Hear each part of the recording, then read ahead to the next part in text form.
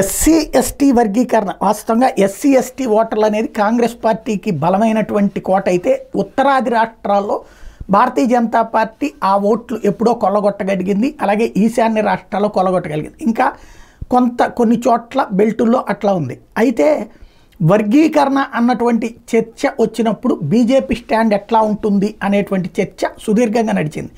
ఆ మధ్యకాలంలో వెంకయ్య నాయుడు గారు వర్గీకరణను మేము మద్దతిస్తాం సమర్థిస్తామని ప్రకటించారు. ఆయన కాదు ప్రకటించాల్సింది నరేంద్ర మోడీ అన్నటువంటి చర్చ నడిచింది. ఆయన మంత్రిగా ఉన్నటువంటి సందర్భంలో ఆ స్టేట్మెంట్ ఇచ్చారు వెంకయ్య నాయుడు గారు. తర్వాత ఆ ఇంపాక్ట్ తర్వాత భారతీయ జనతా పార్టీ కూడా అందులో ఇన్వాల్వ్ అయ్యి చర్చించినట్టుంది. నరేంద్ర మోడీ ఆ మధ్యన ఏదైతే హైదరాబాద్లో మందకృష్ణ మాదిగ నిర్వహించిన సభకి వచ్చారు. సుదీర్ఘకాలం పాటు మందకృష్ణ మాదిగ చేసినటువంటి కసరత్తు అసలైతే రిజర్వేషన్ల వర్గీకరణ అన్నటువంటిది మాదిగలకు రిజర్వేషన్లు కావాలన్నటువంటి తపన పడింది, పోరాడింది మొట్టమొదటి నుంచి మందకృష్ణ మాదిగే. దానికి అనుగుణంగానే చంద్రబాబు గారు కూడా సపోర్ట్ చేయడం ఇదంతా జరిగిపోయింది. ఎప్పుడైతే ఆ తేడా నడిచిందో ఆ కథ అప్పట్లో కోర్టుల దాకా వెళ్ళా కోర్టులో కూడా తీర్పు వచ్చేసేటప్పటికి ఇంకేమీ చేయలేని పరిస్థితి అయింది.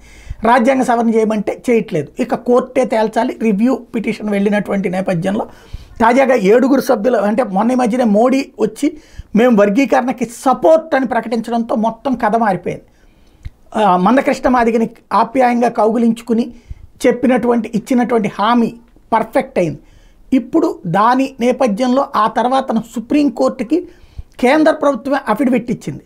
త్వరగా దాన్ని విచారించండి, దశాబ్దాల తరబడి అట్లా పెండింగ్లో ఉండిపోతుంది, పరిష్కరించండి అని కోరడం. ప్రభుత్వపు వైఖరి అడిగితే మేము వర్గీకరణకి సపోర్టే అని తేల్చి చెప్పింది మోడీ సర్కార్. దాంతో ఇవాళ సుప్రీంకోర్టు తీర్పు దానికి అనుకూలంగా వచ్చింది. దీంతో మందకృష్ణకి మోడీ ఇచ్చిన హామీ నెరవేరినట్టయింది. ఇద్దరు ఎస్సీలకు ఇచ్చిన హామీ, ఎస్సీ ఎస్టీలకు ఇచ్చిన హామీ నెరవేర్చినట్టయింది.